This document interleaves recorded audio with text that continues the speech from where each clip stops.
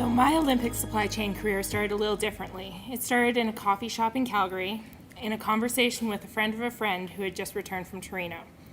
She said she'd had a fantastic experience with this small company who was managing uniforms and gifts for the corporate sponsors.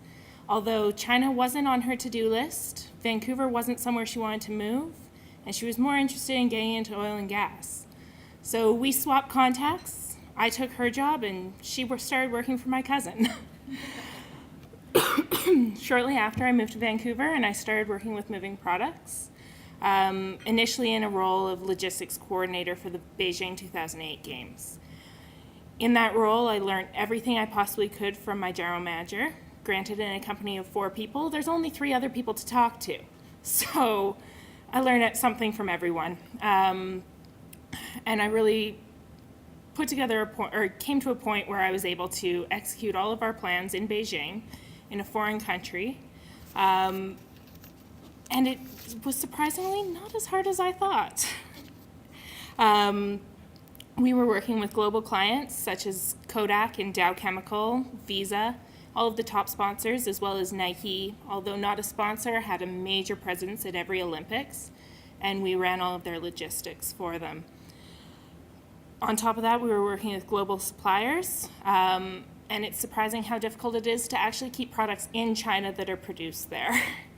A lot of companies, one of our biggest challenges in China was finding suppliers who were not only Olympic approved, but also approved to manufacture and keep their products in the country.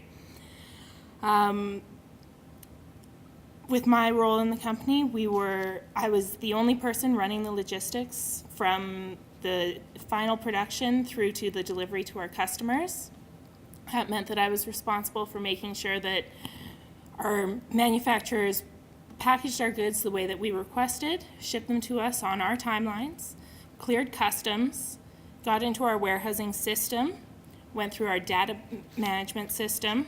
All of our guest data was sorted and put into essentially an airline bag tag for each guest. Went through our pick and pack process, as Linda mentioned, so that each guest got a specific bag with their sizes, their merchandise, and their delivery date for arrival. And then we had just-in-time delivery to the hotels a day before guest arrival. Luckily, they do go in waves, so you're not delivering bag by bag. From Beijing, I moved on to Vancouver, where similar roles, but every Games was different, whether it was dealing with products being FOB warehouse instead of FOB factory, making sure that the Canadian government recognized moving products as an agent of the sponsors so that we could import goods at reduced duty rates, and again, sourcing and finding a new warehouse in a new place where no one's ever operated an Olympics. So each Olympic city, you're dealing with a new group of people who have never seen this experience before. We come in as the experts through our 24 years, our 13 Olympics, and try and train our suppliers and partners on how it might actually work, although nothing's guaranteed. So through Vancouver, I had a lot of similar experiences to Leslie, a lot of different ones. I did have an all-access, not all access, quite like Leslie, but I had all the venues on my accreditation. Didn't have time to make it to many, though. Made it to a few and got to share a few great Canadian moments, but didn't quite get to see all the sports. From there, I moved on to an opportunity to continue with moving products in London, start up the company there, again, build our relationships, train all of our partners on how an Olympics would work. One of the funniest things, we got to London, and the predictions were that traffic would be moving at 2 miles per hour throughout the Olympics.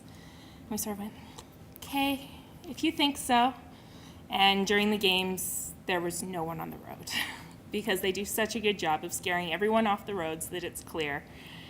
And it just flows as if it's actually less than busy day in London. I had some great experiences in London as well with our supply chain operations.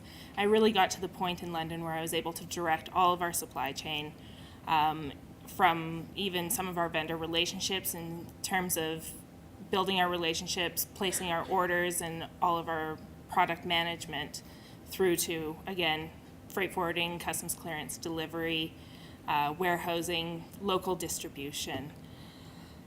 And even things down to, we dealt with all of Nike's track competition shoes in London. So with moving products, it was really an experience of not just touching the inventory, not just touching the logistics, the transportation, but being able to work on an entire supply chain all by yourself.